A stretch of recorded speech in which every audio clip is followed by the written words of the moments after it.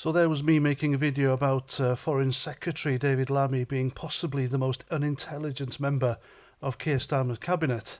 And yesterday, during PMQs at the House of Commons, Prime Minister Keir Starmer forgets he's Prime Minister. And he shows this by addressing Rishi Sunak, the new leader of the opposition, as Prime Minister. Now, he doesn't do this once, he doesn't do this twice, not even 3 times, not 4 times, but 5 times he calls Rishi Sunak Prime Minister.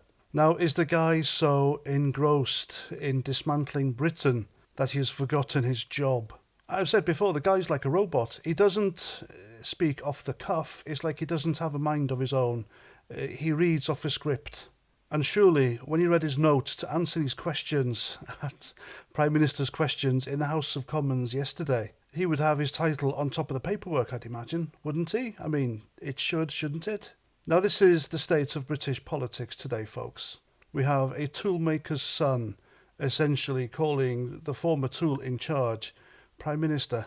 Now, throughout these proceedings, he had Angela Rayner sat next to him. Now, we're not fans of Angela Rayner here, but being working class stock herself, we can assume that she has a bit more about her, a bit more common sense. So, you know, she would have noticed surely Keir Starmer calling Rishi Sunak Prime Minister twice and giving him a nudge and say, listen, dude, you're the Prime Minister now.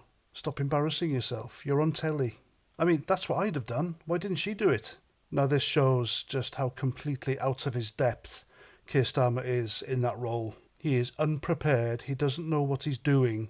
He doesn't even know his job role. He doesn't know who he is now. I think the powers that be that control him are so in control of the fella, and he's probably too scared of them to notice that he has to act the part of being the front man for the franchise. And the point of PMQs, Prime Minister's questions, is that members of Parliament ask him questions and he has to answer. Well, kind of. But they never give a straight answer, do they?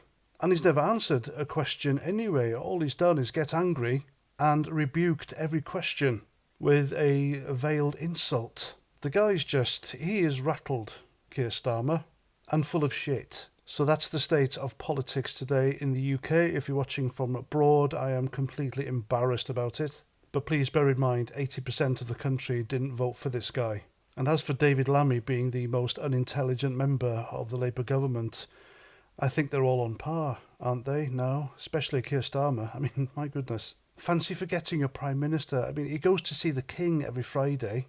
Every time Keir Starmer walks into that room in Buckingham Palace, Charlie would say to him, "Oh, Prime Minister, sweetie, sweetie, I'm after your booty." He has people calling him Prime Minister all day, every day. It's on his paperwork. He lives in Downing Street, so he doesn't hold an army rank. He's not a doctor, he's not a nurse, he's not a mechanic. He is the Prime Minister. How the hell doesn't he know that? It's infuriating, and we've got 5 years of this guy left.